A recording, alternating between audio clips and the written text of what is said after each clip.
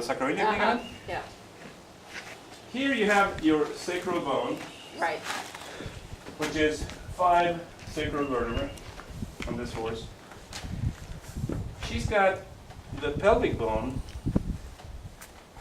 with 2 wings, the medial wing, the lateral wing. The first vertebrae here, the first sacral vertebrae, sits on top of the medial wing. And the transverse apophysis, which is this little stick coming out, sits on the wing, and it's attached to it by the sacroiliac ligament. The sacroiliac ligament has been pulled down. Because the hip dropped, yeah. The hip dropped and the ligament pulled. I just wondered if it was an injury that caused It is an old injury, and it's there.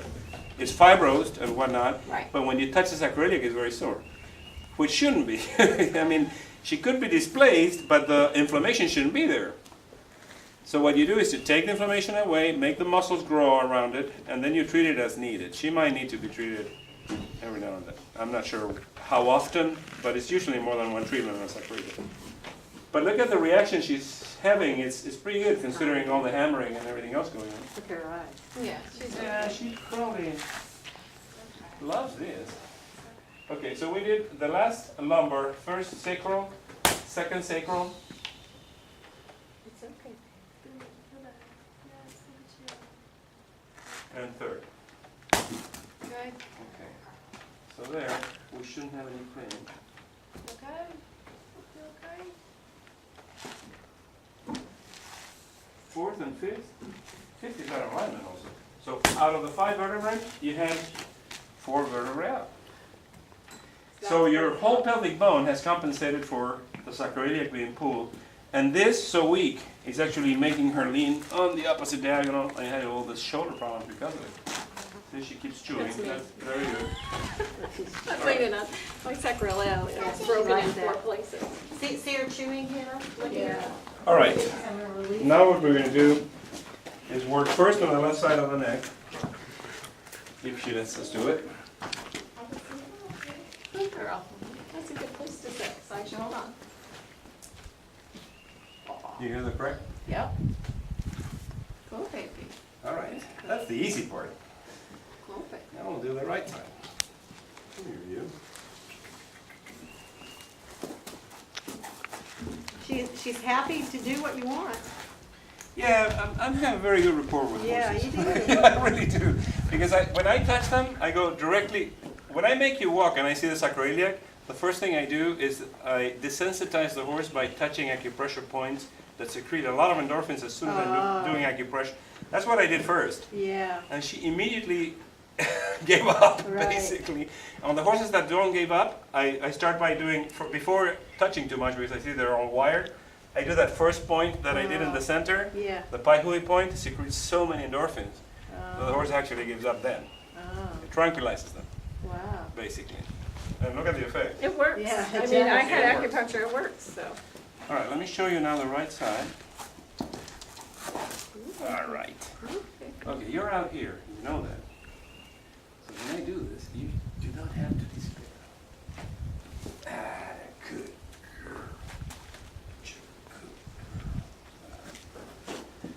Now, after you did that, the first cervical was a little sore, but the problem is between the second and third. It's right here. And then a little right here. And then right here. She's picking her foot up now.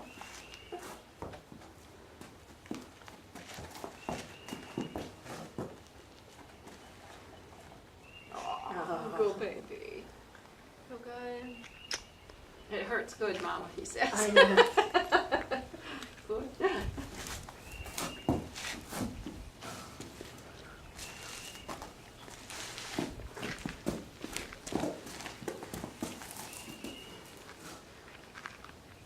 Okay, so the 7th cervical was not out, was sore. Because look at it now.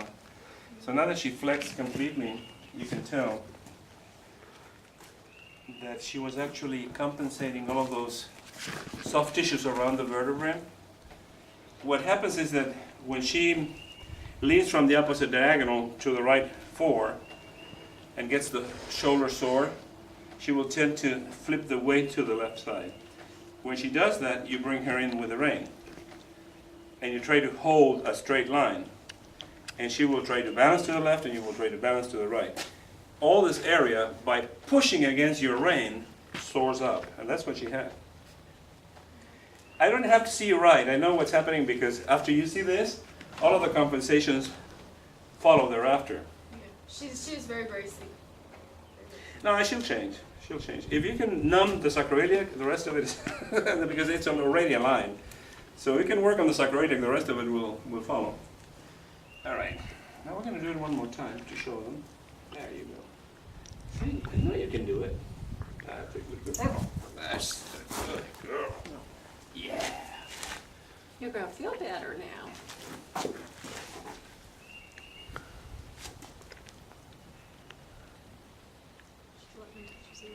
I know. Where did you learn all this? I learned through different practitioners. Actually, this is something that doesn't get taught in the university Right. as a subject. Mhm. So I had to learn from different practitioners. Mhm. The guy that taught me probably the most, Did you go to veterinary school Yes. first, or? I'm a veterinarian. Yeah, I didn't know, so I'm Yeah. asking. She didn't tell I'm me, a I'm just veterinarian, asking. but I didn't learn it in vet school. because No, they don't no. do it. And I found so many issues on horses that Just like people. I did acupuncture that would continue to be sore in spite of the acupuncture, that I really started seeing the alignment issue as a main source of pain. So I do alignments after acupuncture or alignments only when they're doable. The ones we did on the other day were all doable treatments. This one is not doable. She's very sore on that drop sacroiliac. So she's okay if I ride her though, right? Oh yeah. She loves Well, to now go. she is. But before that, you would have had a hard time. But she loves to go. She loves to get out and run. No, but I mean, when you collect her, she's going to hurt on the She- sacroiliac if she's not treated. She's never collected. I just didn't know that very many people I that ever believe did this, you know?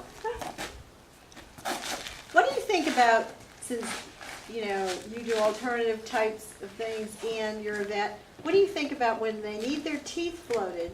Yep. Should it be a vet who does it or an equine dentist? And should they be sedated or not?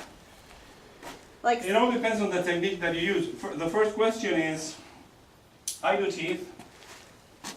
If you ask me to do it, I'll do it. Okay. I'd rather send it to the dentist. Because he has all the equipment, I don't. Right, I mean, right. if you ask me, I'll do it. right, But I will have to go and buy a tooth floater. yeah, right. So that tells you that I'm not doing that every day. I mean, it's not the kind of work that I do. I do Right, this. right, The right. dentist doesn't do this, so I do. No. So I think everybody needs to specialize. Because some people told us that you shouldn't use power tools. Well, I see guys working with power tools, Mm-hmm. the proper power tools. I mean, there's some that don't go beyond a point.